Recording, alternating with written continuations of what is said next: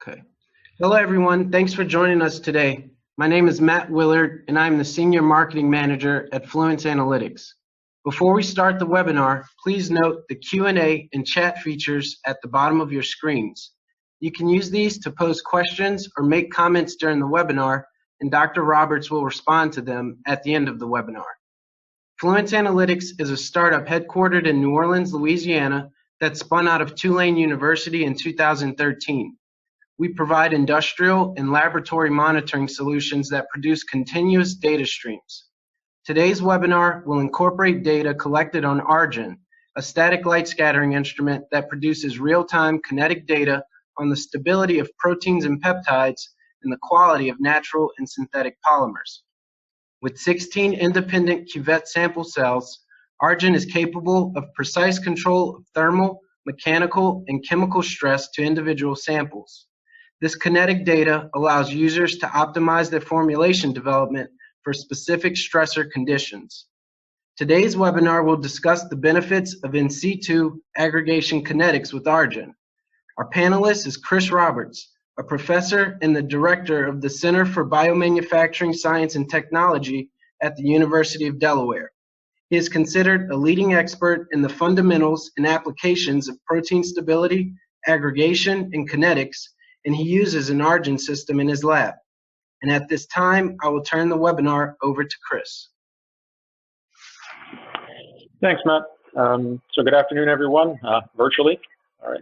Don't know how many of you done these before. I don't do that many of these, so please do interrupt if things. I can't read people's expressions, so I can't see if I need to speed up or slow down. So if you have any questions along the way, please throw those out there. The chat, I'll see them come across the screen and I can answer them then, or if it's one that I'll get to in a little bit, I'll just let you know that, but so you'll know that I'm not just ignoring and waiting to the end. So I want to start off, let me get the laser pointer going. All right. So I'm going to start off by doing the most important thing, which is to acknowledge the PhD students or former PhD students whose work is mostly going to be the meat of this webinar. So Greg Barnett is now at BMS. He graduated about 3 years ago, and a portion of the work I'm going to show is from his thesis, and a portion of that was done in collaboration with Wayne Reed and Michael Drensky through the use of some of their instrumentation before Greg finished out. And then the latter part is going to be the most recent thing, which is it's hot off the press, just published within the last month or so, from Diana Gomez's PhD work, where she's a current student at UD, who also is co-advised with Miguel Rodriguez from the University of Lisbon, and some of that is in collaboration with Vladimir Razumkov and Wei Qi from AMGEN. And we have acknowledged very generous support from BITSI, which is the Biomolecular Interaction Technologies Center that Tom Lowey formed, about 15 years ago, and then AMGEN, NSF, and NIST. All right, and we're going to be looking at trying to dissect some pieces of this schematic here for a few representative systems. Some antibodies like these are shown, some non-antibodies. And as a little plug, because I know this audience would care, we're just to save the date for the first full week of January next year. We have the first ever Gordon Research Conference focused on development rather than research, and specifically on biotherapeutics and vaccines. And so you'll get copies of this presentation and you'll be able to see this, but you won't be able to use this as a link because it's not an active one that way, but anyone can send me information because I'm one of the co-chairs along with Jay Pathak. All right, so the context of what I'm going to be talking about this afternoon is protein formulation, delivery, and possibly candidate selection. And so for those of you who are familiar with that in the audience, you'll know that typical working range for the pHs, so this is going to be, you're going to see pH ranges that are typically in the mildly acidic to close to neutral, and ionic strengths or salt concentrations ranging from basically buffer alone up to maybe around 100 or so millimolar salt.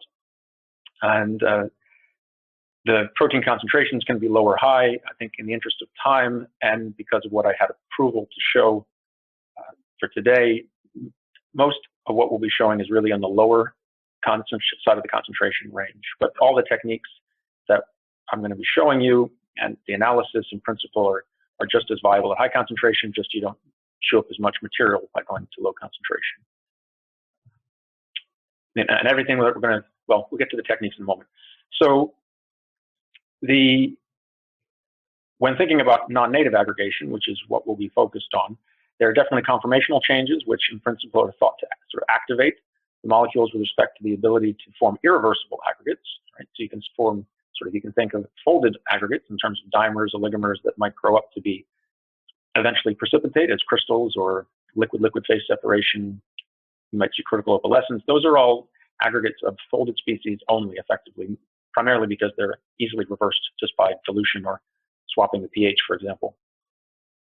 When you talk about non-native aggregates, or usually net irreversible aggregates, there's some degree of interdigitation of the chains, and the running wisdom for many years now is that those are typically forming beta sheets. It's one of the only types of strong secondary structures that can really form between proteins when you interdigitate chains. It's possible to do it with helices, but it's much more entropically unfavorable. Now, there's small oligomers, you might think of them as soluble dimers, trimers, things that would show up in your SEC. They can grow to be larger soluble oligomers. They can become very large, like filaments. Like the work from Weiss and Hodgson et al. Back in one of the earlier studies we published in this arena. We will actually be using one of those molecules in today's talk. And then these aggregates can also coalesce. So this might be thought as initiation or dimerization. Nucleation is sometimes what it's called. And that'll be important in a moment. Those aggregates could stall there, or they can grow through chain polymerization, which is where you get these linear chains. They don't have to be rigid rods, but they just need to be chain polymers. And then you can get association polymerization, where these beasts aggregate with one another to form agglomerates. And eventually those may show up as visible particles, for example. All right, so what we're really going to focus on is trying to determine which aggregation pathways your molecule is going down as a function of your formulation. And so an ex situ approach is, I'm putting this out as context so you can see what the strengths and weaknesses are of this approach compared to in situ approaches that we're going to spend most of the time on throughout the rest of the webinar here. And so this is some work we published quite a while ago, and so this is just historical context, where you're using, this is size exclusion chromatography, typical absorbance at 280 versus solution time, and you're seeing the monomer peak drop monotonically, and if you're just under those sort of dimer, trimer dominated conditions, the nucleation dominated ones, you just basically get small oligomers, and you get a little bit of higher molecular weight species. The dashed lines are inline light scattering from a Moll's instrument.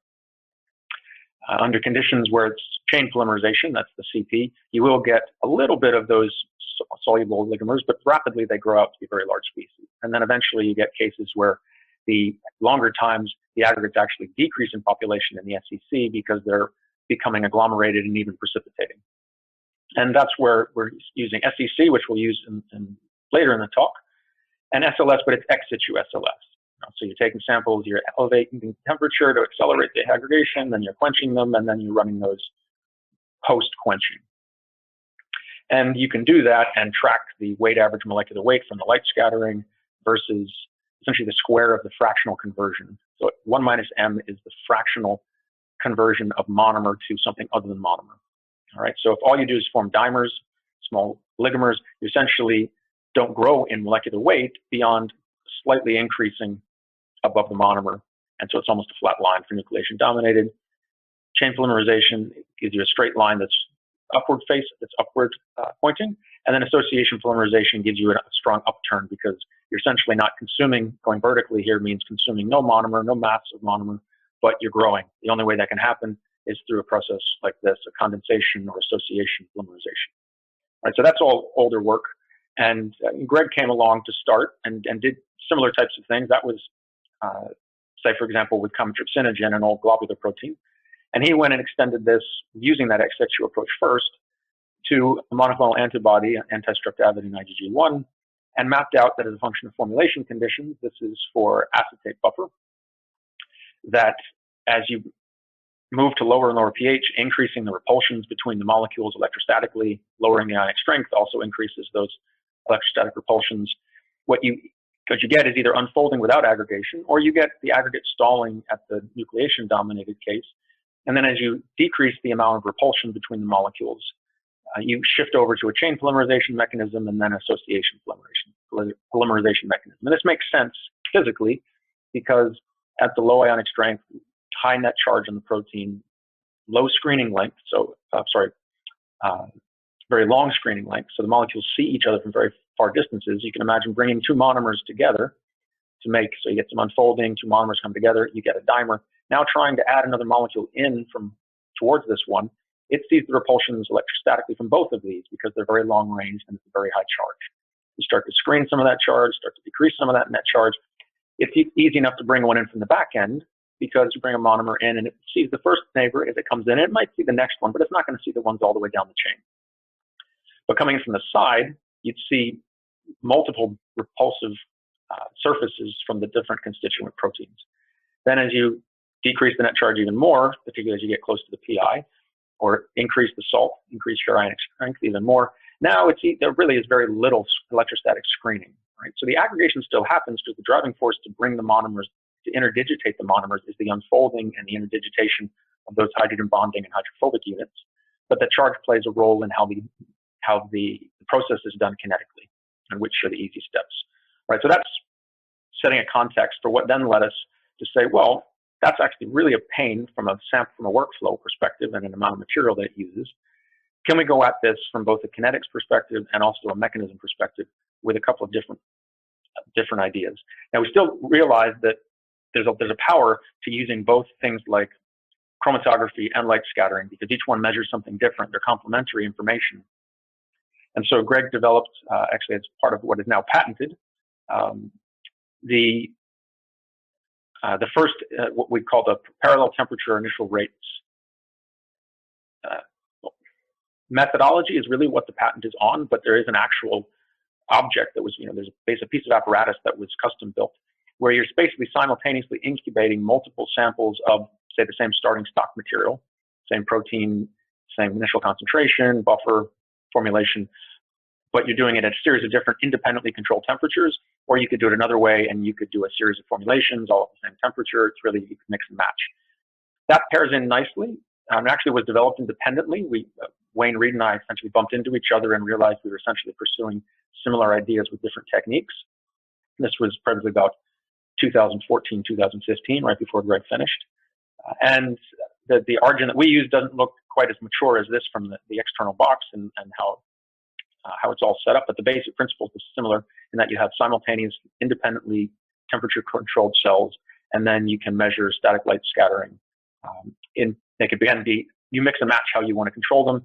This hasn't, they both have the ability to do things like temperature ramping and cycling, which you'll see later is actually quite important and something that we only realized how powerful that can be more recently.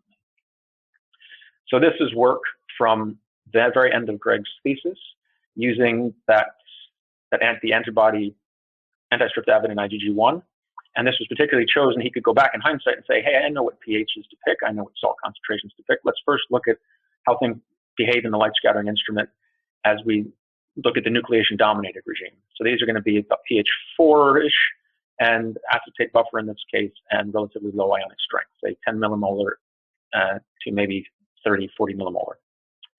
All right, and the series of different temperatures, and as actually theory predicted, is that if you're basically dominated by a dimerization, so not really growing much beyond your nuclei, you're going to get linear profiles.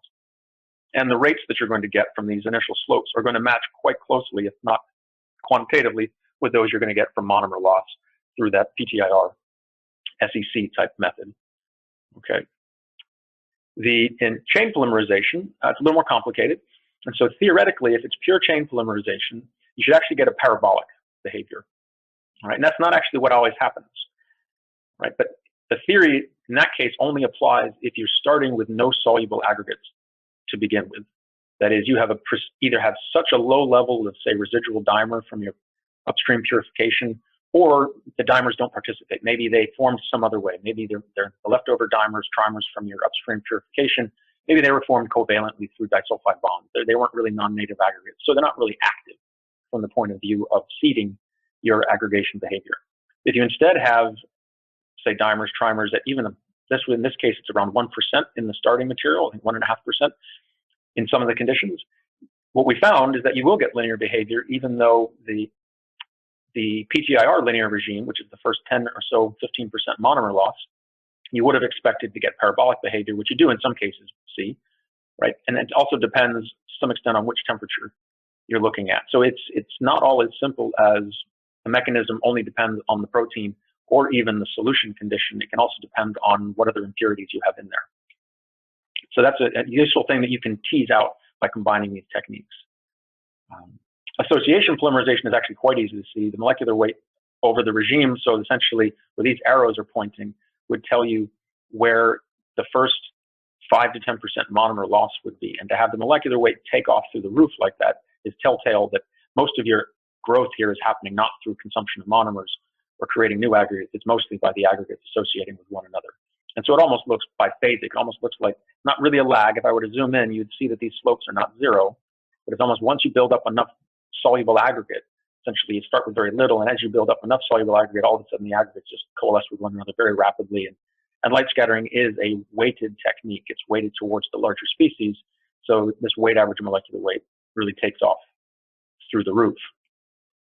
All right, so the punchline, as of about 2 years ago, was that SEC plus in situ SLS or ex situ SLS provides analogous information for mechanisms aggregation.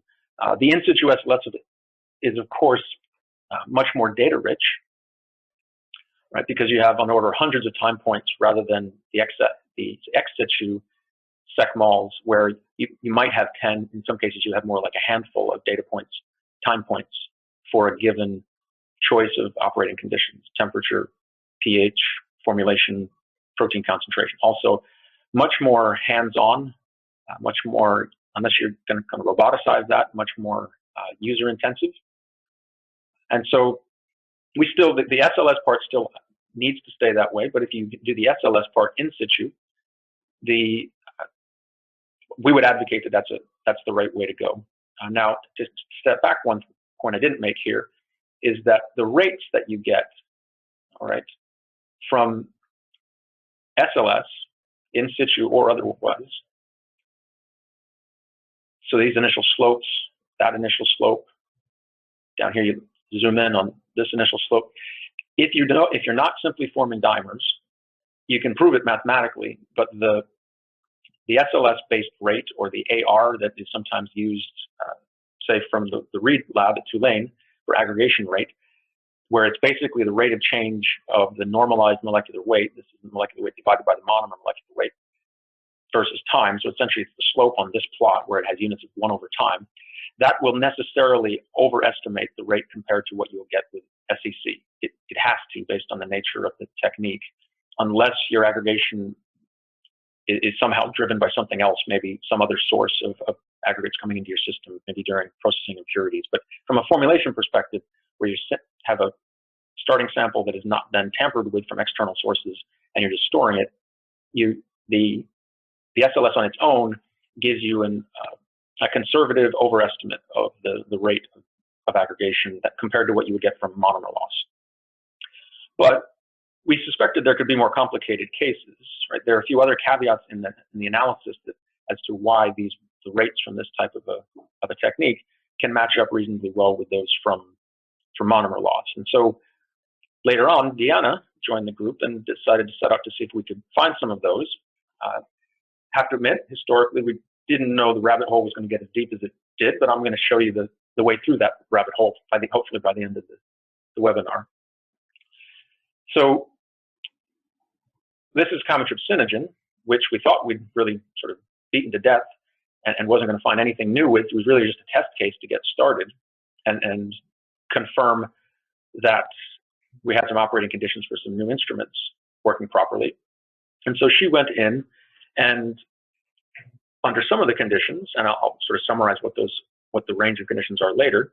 This is pH 4.5 acetate buffer. All you get is soluble aggregates. You don't see any insoluble aggregates for any of the data I'm going to show you here. And this is just a series of temperatures, all well below the TM. The midpoint unfolding temperature is well above 60 degrees. So it's approaching some of those as we get up in temperature, but we wanted to keep this under realistic timescales where experiments would range in time from, say, an hour to no more than hopefully a couple of days. All right, and this is presented in a little bit of a different way. So I went relatively quickly through the older results so I can slow down a bit more on here because it's plotted it's for a different audience, the protein science special issue that just came out. And I want to walk you through this a little bit because it'll show up again in a moment. So a few key features. One, there are replicates in here. These different lines are actually different runs, totally independent runs. And so they don't always sit right on top of each other, but they're pretty close. They're not perfect in all cases, but you'll see later that this is actually quite good reproducibility. Right? So this is the kind of thing you might expect to see in run-to-run variability. I think it's 4 or 5 runs for each color here. And then the K observed here, this is what you get from if you were to measure monomer fraction, monomer concentration divided by initial concentration. That's what we're defining as monomer fraction. And plot it versus time for the first 5% loss. You'll get a linear behavior, that's the initial rates regime. And the slope of that is minus K observed. So K observed is the rate coefficient for monomer loss in units of 1 over time. Roughly speaking, if you take the inverse of it, it's not quite the half-life, but it's close. All right, and so under these conditions, you get molecular weight is linear. It is a chain polymerization mechanism under these conditions. I can show you that elsewhere. But the key thing to realize is that if you take the time of incubation and multiply it by the rate coefficient from monomer loss, this is essentially telling you, so this has dimension, this is dimensionless, it's telling you essentially what fraction of monomer you would have expected to convert, right? Because essentially it's just this product. Okay, so we're getting out to the 1, 2, 3% monomer loss. Right?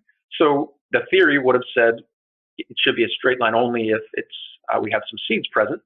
And in fact, we do. We have a bit of dimer in there, maybe about 2% dimer to start. So that wasn't so much a surprise based on the old work from Greg Barnett's publications. But then what kind of struck us was funny was under some of the conditions, and what we went to do here, I'll tell you up front, is we said, well, maybe that, if that's seed, it's probably actually speeding things up too. That's the historical wisdom in the amyloid literature, is that if you seed your aggregating system, then you eliminate lag times, you speed up aggregation. Chemical precision actually had been shown to display some of that behavior from an earlier student's work back from around 2007. And so we worked on a purification scheme to remove the dimer species or greatly reduce it at time 0 before we started heating these. And then what we found was if we knocked down the dimer by about 0.2% at time 0, then we got highly irreproducible results. And Deanna put in an amazing amount of work to prove this had nothing to do with impurities on the glassware, any kind of imperfections, nothing to do with somehow some variability in the starting material. This was inherent to the aggregation process. Okay, and 2 things should jump out at you. 1 is how variable this is. 2 is that if you didn't have the monomer loss data, you wouldn't know what the right axis is here. This would just be time. So you might think, I've got really large aggregates forming, and sometimes that happens, sometimes it doesn't. I've got a lot of variability in my system.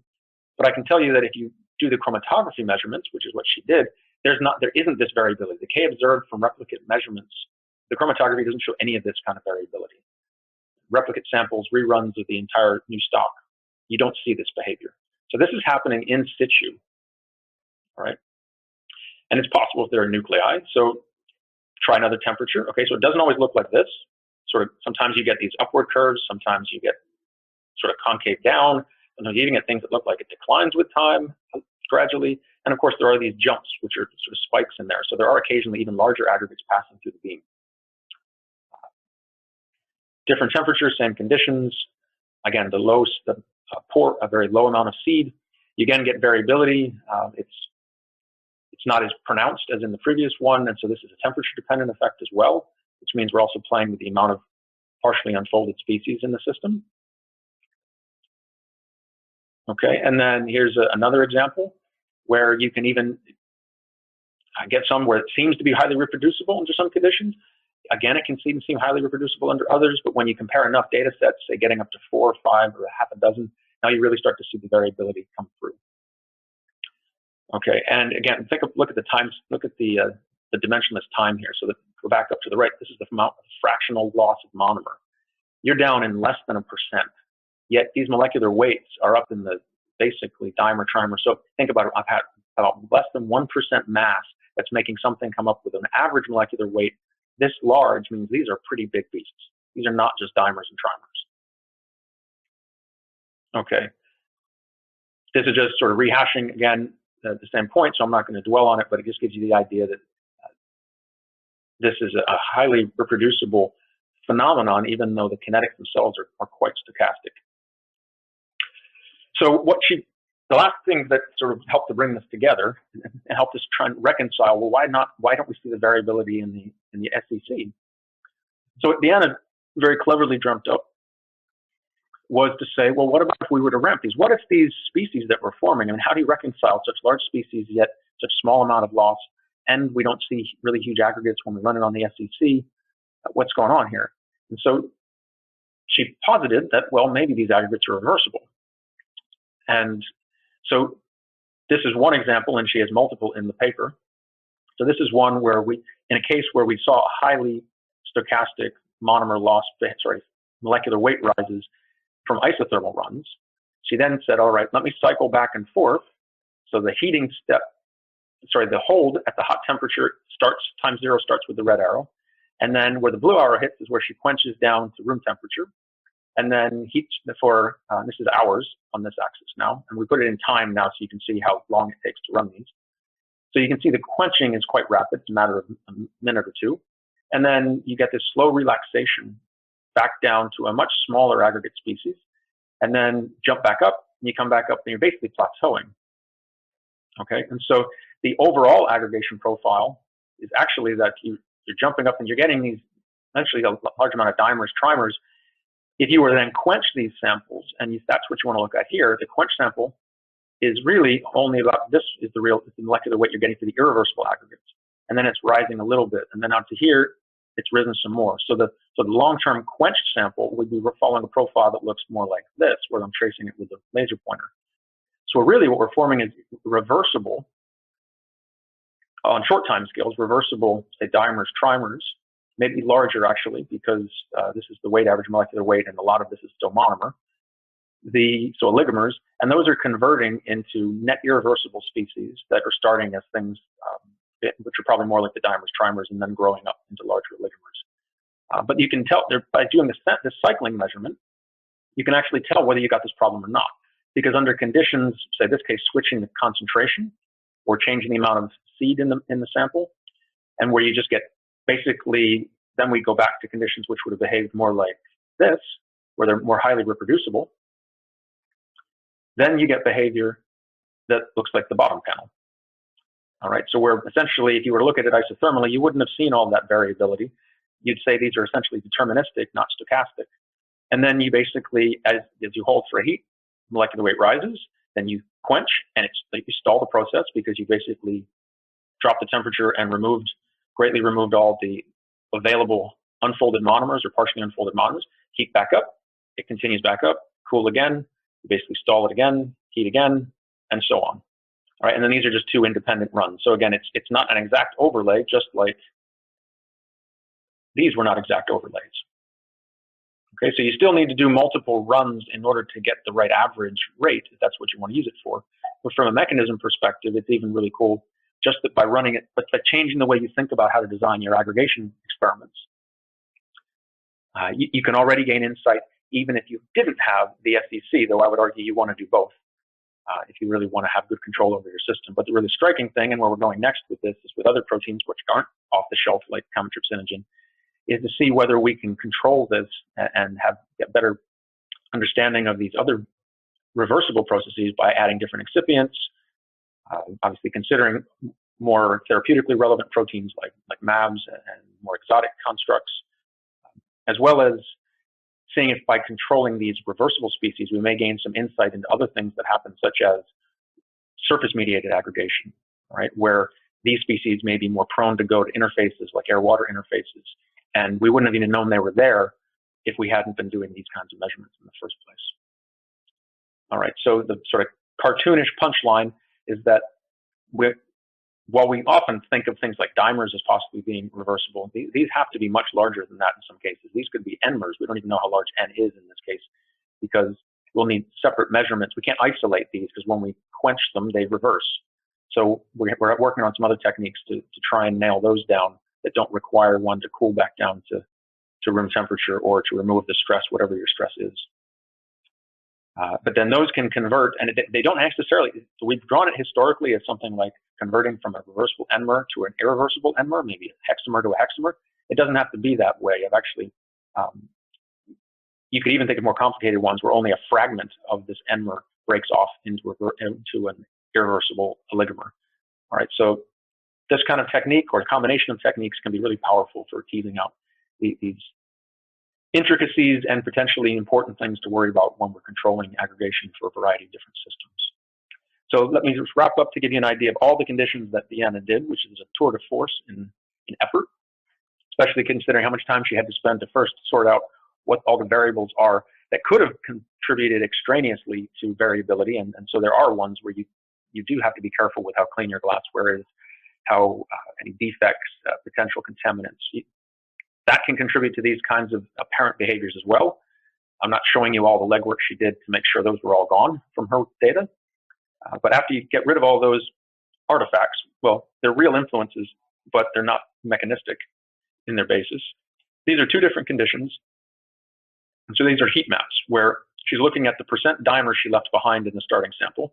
And so there you go, 2.3% is the base stock that you buy from, I believe this was Sigma Aldrich, similar for other vendors. And so that's the starting line no matter what. And then depending on how pure she was able to make it, or really take the purified one, which is down around 0.1% or so, and spike in or combine the sample that had the full amount of initial dimer so you can get different levels here. And then changing the temperature, which changes the amount of unfolded species you have, or partially unfolded reactive species you have, in that interconversion between the native and the unfolded. Right. So as you go from left to right, you're increasing essentially the concentration of available reactive monomer. As you're going bottom to top, you're increasing the amount of essentially some dimer that was in there, which would have been effectively an irreversible aggregate. Okay. And then the initial concentration is the 2 mg per ml at the top, 10 mg per ml at the bottom. All right. And so you can basically, and the F here, the scale, don't worry about the nomenclature so much, but the darker the region you see, the more deterministic the behavior, that is less variability, more likely to just get simple straight lines. As you get into the yellow and white, means you're highly variable. So essentially the F basically tells you about how much variability you have from run to run, independent run to run, sample to sample with the same conditions. Okay, and so as you going upwards to the right, you always see more, basically more deterministic, more simple linear behavior, which is basically saying you're driving up the concentration of this reactant, and essentially you're pushing it so rapidly through the rest of this process, right, that you don't really have time to see stochastic behavior. As you start to deplete the amount of your reactant, which is exactly what you want to do by adding stabilizing excipients, by lowering the temperature, by trying to eliminate stressors, you're trying to drop this amount of this species, but you're not going to be dropping the amount of initial dimers and trimers in there. Those are irreversible. So they're available, sitting there, maybe helping you grow or not. If you have a lot of seed present, then you're up at this end, and you can basically drive it down that deterministic path, because basically you don't need much reactive monomer. But as you start thinking about purification schemes and how pure do you want to get your system, lowering the point I'll note back here, right, is that the very low seed amounts do result in slower aggregation rates, right? Over 18 hours, the irreversible aggregates are only down here, right? Molecular weight well below 1.5, right?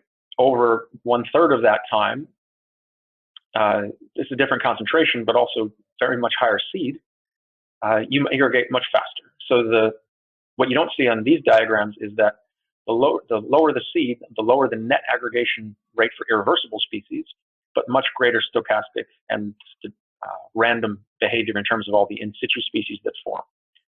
Okay, so it's a trade-off. Purify your sample really well, and you're actually going to have a harder time using light scattering as your detection technique. Chromatography, it's not clear because we're not tracking those reversible species. So that's still a debate. have a high, but you do get lower, in principle, you get lower net rates. Whereas if you allow some impurity in there, you might actually get more well-behaved, more reproducible behavior. Okay, and then one last bit, because we do have the time. This really highlights that rate piece a little more cleanly, because this is an Arrhenius diagram, natural log of essentially monomer loss rate, units of inverse time, 1 over hours, versus 1 over absolute temperature, just multiplied by 1,000 to make the numbers a little simpler on the x-axis. And this is for the same, this is a 2 mg per mil initial concentration of monomer, and about 2% of the initial total protein is dimer, is that seed in the gray, and about 0.2% for the black.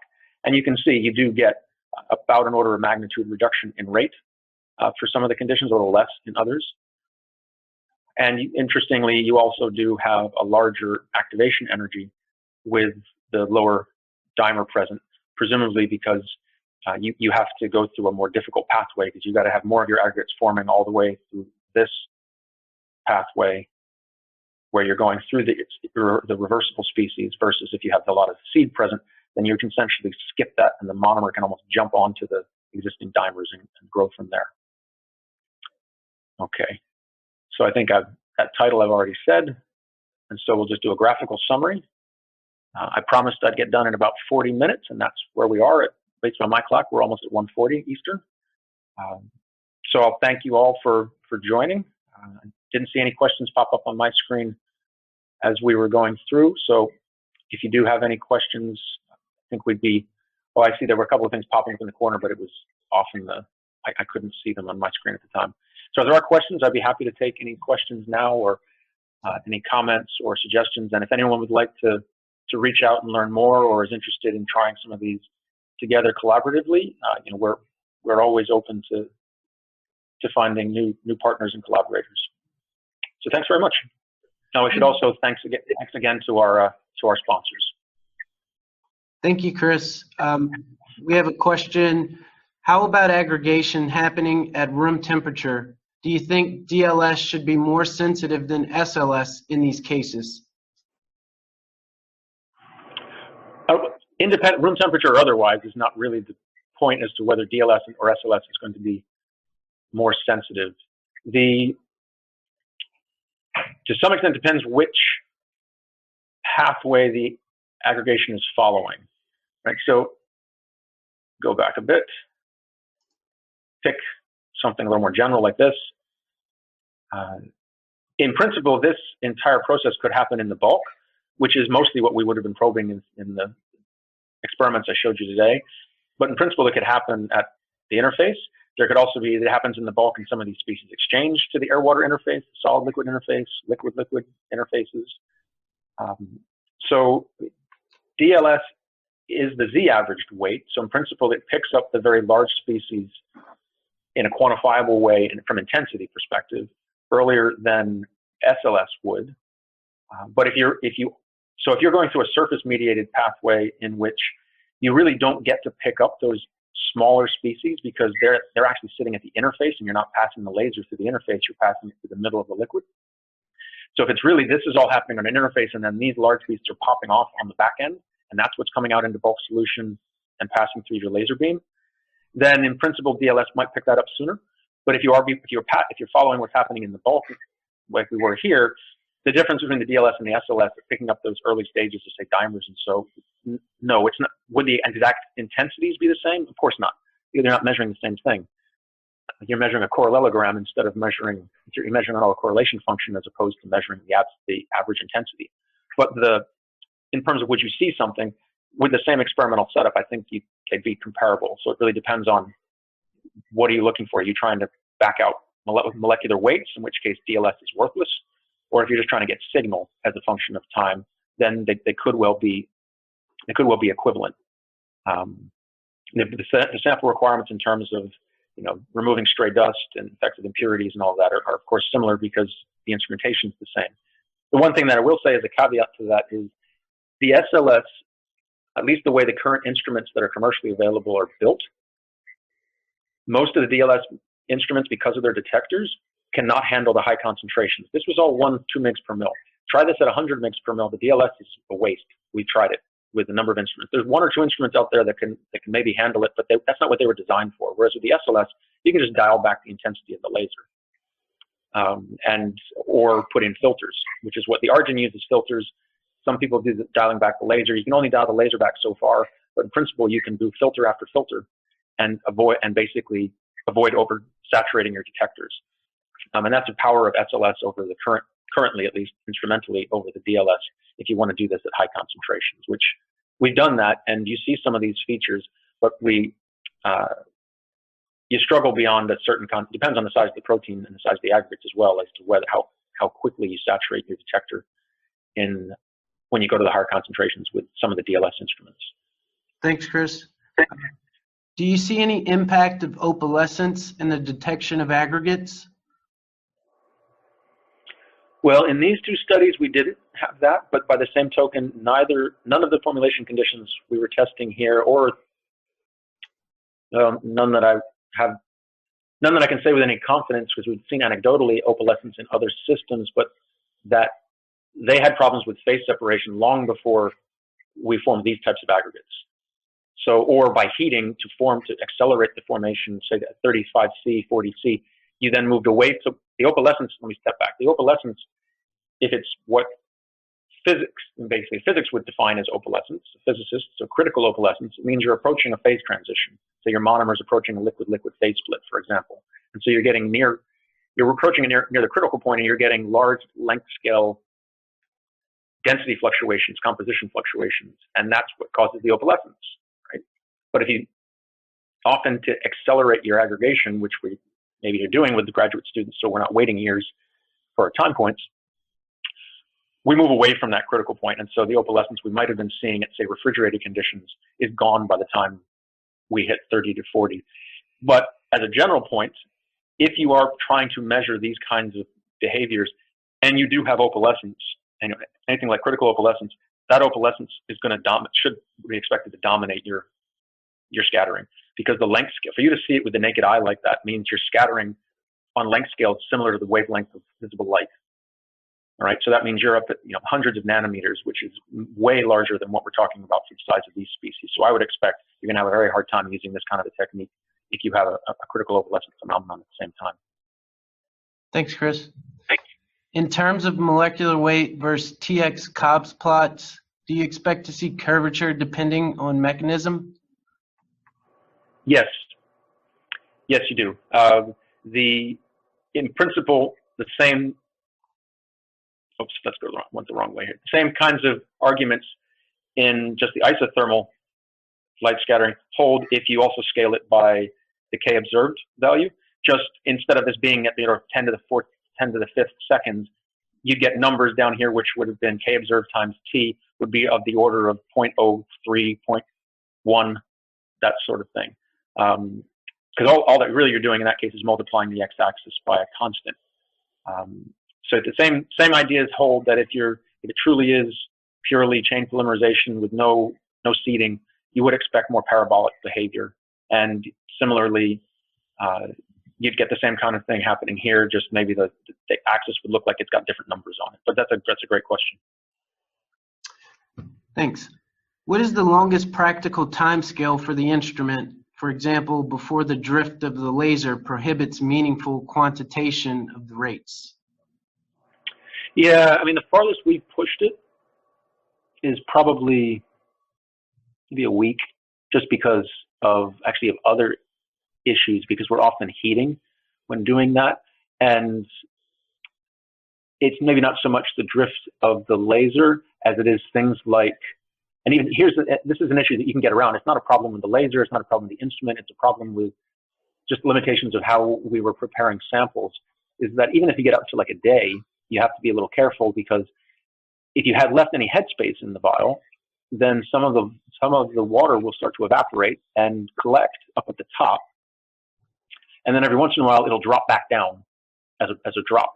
And so what would have been happening is your concentration would have actually been rising in the vial. Not depending on what kind of volumes you're using. This is especially problematic when you use very small sample volumes but have a decent amount of headspace. so larger surface area to volume ratios in your vial, you can actually see jumps or spikes come into your data as a time course. So you might see a time course that instead of it looking like this, it would start out, drifting, but actually the concentration is rising, and that, so actually this intensity is going up. And then every once in a while you see it jump down, and then it'll start going up again. And we're hypothesizing, because it's not like we have a camera on it watching it, but we notice in hindsight that some of the vials, when you pull them out, have a drop stuck up on the side, and others don't. And so it's really more of an anecdotal interpretation, but it can be a headache. So there is some use to sort of designing headspace-free samples to avoid that kind of thing. The only other things that can happen when you run things for too long, right, is power outages. Obviously, software can freeze.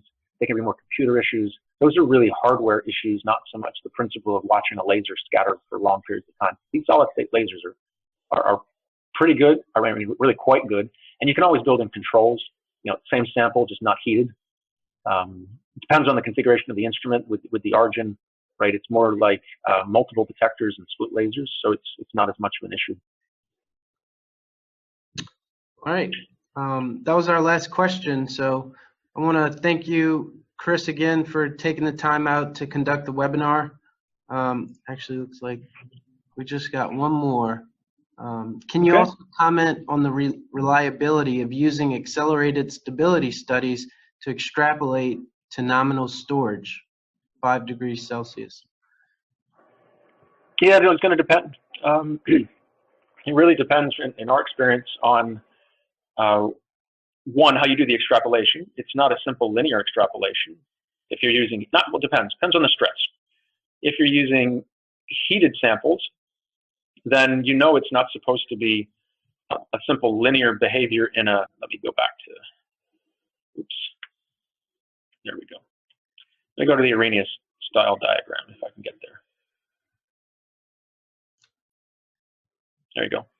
So it's well known, because of the nature of the process, that the temperature effect on folding, unfolding, or folding, partial unfolding equilibrium isn't linear on an Arrhenius diagram. It has curvature. So it tends to curve concave up. And you can try and factor that in, or you can instead shift the temperature window, all right, so the curvature isn't as pronounced. So that means, of course, not starting as hot, you go colder. In which case, it really depends. It's not a question of temperature differences. It's a question of how far you're extrapolating in rate. In our experience, if you're extrapolating no more than about 2 orders of magnitude in rate, then that curvature doesn't really come into play that much, and it's effectively linear for what you care about within the error bars. And so if you say I want 2 years, which is roughly 700 days, and you're willing to use week-long measurement, but you're only extrapolating 2 orders of magnitude. It's not the temperature that's the issue, it's the magnitude of the extrapolation in rate. So then the big question is, well, and this happens with monoclonals quite a bit, is that these slopes are quite large. Now, these are not as large as others. This is chymotrypsinogen, so monoclonals can be even larger than this. But say something like this one, 160 kcals per mole. To give you an idea, just for people who don't normally think in these terms, the 2 for 10 rule in ICH guidelines, which is basically where ICH guidelines come from. When you say 40C, you can extrapolate to X, right? 1 month at 40C gives you X number of months at room temperature of 5C. All right, that's based on the 2 for 10 rule, which is assuming an activation energy of about 20 kcals per mole. So for every 10 degrees C in reduction of temperature, you get a 2-fold reduction in rate, right? So you got 8 times that here, all right? And that's supposed to be a log base, so that's 2 to the 8th. All right, so this is an enormous drop in rates as you drop the temperature. But what happens is if you become too slow, just like anything in kinetics, as you slow down one pathway enough, the next pathway, which had been slower, now becomes the rate limiting one. And so I can give you anecdotally that we've seen that happen, where what was one mechanism, maybe, and it may have been a mechanism like one of these, right? You may switch mechanisms. You may also start to have chemical degradation kick in, fragmentation, especially with MABs. And so it's just the aggregation no longer becomes the rate limiting step, or at least this unfolding mediated one doesn't, because you may start getting fragments of the monomer which are less stable, and then the fragments aggregate. We worked on that with GSK a few years ago and showed that happened for one of their MABs. And so there's nothing fundamentally wrong with using any particular accelerating condition, temperature, agitation, whatever you want to do. It's more the question that if you have to extrapolate too far, what often happens is that you can switch mechanisms. And so that the only way to know if that's going to happen is you have to go in and test it. There's no way to predict a mechanism you haven't seen, right? If this is the mechanism that's dominating under the conditions you're looking, and then you move to another condition where this isn't the mechanism dominating, there's no way to predict that by looking at condition A to know that condition B wouldn't have it. So with the MABs, they are so stable that I would say heating up to near their TMs is not a good idea if you want to make predictions about 5C. Room temperature, not necessarily so bad. Less stable constructs than MABs. It's actually, we found that it's actually quite viable because you don't have to heat so far in order to, or stress so far. It doesn't have to be heat. You don't have to stress them as hard in order to get rates that are measurable and are still at conditions that you're not extrapolating so far in rate to get to your ideal 2+ year shelf life. So Thanks, I hope that helps. Thanks. How would you quantify aggregation rate when there's an absence of linearity in any portion of the aggregation curve? You get purely nonlinear. At that point, it depends on, so I'm assuming we mean in terms of light scattering for that question. Yes. Because that isn't typically what you get with, with chromatography, but it can well happen. I mean, to the naked eye, it can be hard to identify with some of these curves, even zoomed in, exactly where the purely linear initial part would be. The simple answer is really more empirical than based in any strict theory. There are theoretical models for aggregation rates that you could use to justify this, but essentially saying that any mathematical curve, if you break it down into a Taylor series, if you don't have your linear, you either have a linear term and a quadratic term, or sometimes you get cancellation like you do in some mechanisms of chain polymerization where you actually don't get the linear term, it's only a second order term. And so but either way, you're simply fitting a parabola, and then you can choose to take one or both of those coefficients for the first order term and second order term. We've done both. I can't say I feel strongly one way or the other. I think more importantly is that you shouldn't just use the light scattering on its own without having any knowledge of how much monomer loss you have, because you have no idea whether this upturn is happening at 50% monomer loss or at 0.5% monomer loss. There's no way to know that from just looking at a light scattering trace on its own. And that's why when we look at them as complementary techniques. I mean, we did work on the PTIR with Barnett et al. Without even knowledge of the initial work from the Reed group. But once we came to know each other, then we started combining the techniques because they are really a nice complement to one another. Because the monomer loss data cannot tell you about mechanism. Initial rates of monomer loss can tell you nothing about mechanism. They can only tell you about a very strictly well-defined rate. You can look at your chromatography and start saying, well, I see dimers and only dimers and trimers and what have you, and I can close the mass balance on the peaks, and that can help. That's certainly true. But you can, obviously, everyone knows that depending on you're probably on this call would know that depending on your chromatography conditions, your mobile phase and what have you, you might be losing aggregates to the column, whether just by filtration or whether sticking to the column, right? So SEC is by no means perfect. And even if you were to try other things like AUC, right, it's not very high throughput. And so there's always that balancing act. And so I tend to advocate on the side of use as many techniques as possible, of course, but if you are limited to a couple, these two do complement each other quite well, at least with available commercial experimental equipment. Great. Thank you, Chris. That was our last question, so we'll wrap up the webinar right now. I'd like to thank Chris again for taking time out to share some of his knowledge and research with us. I'm going to follow up with everyone and send out a recording of the webinar as well as a PDF of the slides.